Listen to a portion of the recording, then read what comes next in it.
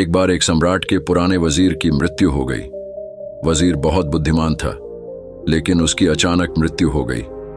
इसलिए अब नए मंत्री की तलाश शुरू की गई। साम्राज्य बहुत बड़ा था, इसलिए उसे संभालने के लिए एक बुद्धिमान और दूरदर्शी वजीर की जरूरत थी। पूरे राज्य में सबसे बुद्धिमान और चतुर व्यक्ति की तलाश शुरू हो गई है। इसके लिए राज्य भर में कई तरह की परीक्षाएं आयोजित की गईं। पूरे राज्य से विचारशील और बुद्धिमान व्यक्तियों को चुना गया और फिर उनकी और भी कठिन परीक्षाएं ली गईं और अंत में केवल 3 चुने हुए व्यक्तियों को राजधानी लाया गया ताकि सम्राट उनकी अंतिम परीक्षा ले सके।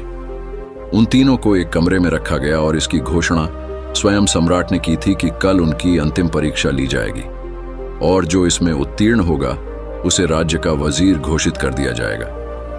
परंतु आश्चर्य की बात थी कि शाम होते होते यह बात सारी राजधानी में फैल गई। सम्राट कल कौन सी परीक्षा लेने वाला है, सारे शहर में इसी बात की चर्चा होने लगी। सम्राट एक बहुत ही अजीब परीक्षा लेना चाहता था। कल सुबह उन तीनों को महल के एक बड़े कमरे में बंद कर दिया जाएगा और एक बड़ा ताला लगा दिया जाएगा। उस कमरे का दरवाजा, वह ताला उस राज्य के कारीगरों, गणितज्ञों और इंजीनियरों द्वारा बनाया गया था। उस ताले पर कोई चाबी नहीं थी, केवल कानून पर गणित के कुछ अंक लिखे हुए थे और उन अंकों में कोई पहेली छिपी हुई थी। जो उस पहेली को हल कर लेगा वही उस ताले को खोल पाएगा। धीरे धीरे यह बात उन तीनों तक पहुंच गई कि कल उन तीनों को एक कमरे में बंद कर दिया जाएगा और वहां ताला लगा दिया जाएगा। इसकी कोई चाबी नहीं है, बस उस ताले पर गणित के कुछ नंबर खुदे हुए हैं जिसमें एक पहेली छिपी हुई है।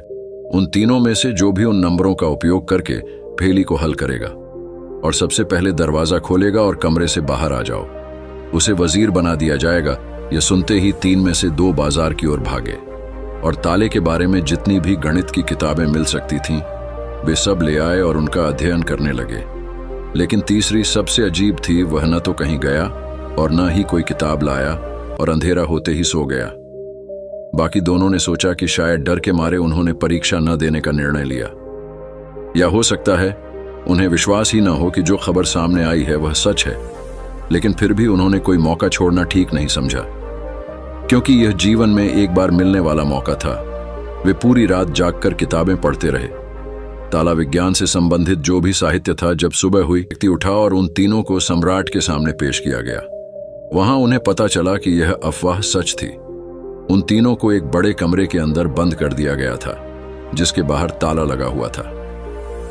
कुछ गणितीय अंकों के साथ अंकित आप तीनों में से जो भी इन अंकों में छुपी पहेली को सुलझा लेगा वह दरवाजा खोल सकेगा, और जो दरवाजा खोलकर पहले मेरे पास आएगा मैं उसे अपना वजीर बना लूंगा। मैं बाहर आप तीनों का इंतजार करूंगा। इतना कहकर बादशाह चला गया। वे दोनों व्यक्ति जिन्होंने पूरी रात पढ़ाई की थी कुछ किताबें लाए थे। दरवाजा बंद होते ही उसने अपने कपड़ों में छुपी हुई उन किताबों को बाहर निकाला और ताले पर लिखे नंबरों को एक कागज के टुकड़े पर लिखकर उनका हल ढूंढने लगा। लेकिन तीसरे व्यक्ति ने कुछ नहीं किया। उसने अपनी आंखें बंद कर लीं और कमरे के कोने में चुपचाप बैठ गया। उसे बैठा देखकर वे दोनों हंस पड़े और ताना मारते हुए बोले, क्या तुमने हार मान ली? कुछ करो तो कुछ होगा। उन्हें लगा कि उसने हार मान ली है। वह डरा हुआ है और कुछ भी प्रयास नहीं करना चाहता। लेकिन उसके मन में शांति थी, स्थिरता उसकी आंखों में झलक रही थी। वह परेशान नहीं लग रहा था, वह बैठा हुआ था। तभी अचानक उसे कुछ सूझा। वह उठकर दरवाजे के पास आया और धीरे से उसे धक्का दिया, और क्या, दरवाजा खुला। वह कमरे से बाहर चला गया। लेकिन दोनों आदमी अपनी किताबों में खोए हुए थे। उन्हें पता ही नहीं चला कि तीसरा कमरे से बाहर चला गया है। उन्हें तब पता चला जब सम्राट तीसरे व्यक्ति के साथ अंदर आए और कहा, अपनी ये किताबें बंद करो, जिसे बाहर जाना था वह तो बाहर जा चुका है। यह देखकर वे दोनों दंग रह गए और पूछा, तुम बाहर कैसे निकले? बादशाह ने कहा कि ताला तो बंद नहीं था, क्योंकि बंद ताले तो खोले जा सकते हैं। लेकिन कैसे? क्या तुम वह ताला खोलोगे जो बंद नहीं किया गया है? यह आदमी आप में से सबसे बुद्धिमान है, क्योंकि इसने बुद्धिमान होने का पहला परिचय दिया है। ताले पर लिखे नंबरों को हल करने से पहले यह पता लगाने की कोशिश करता है कि ताला बंद है या नहीं।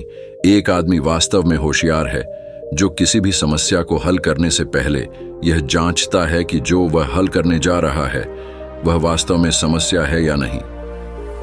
तो यह आदमी हमारे राज्य का सबसे चतुर व्यक्ति है, हम इसे अपना वजीर नियुक्त करते हैं।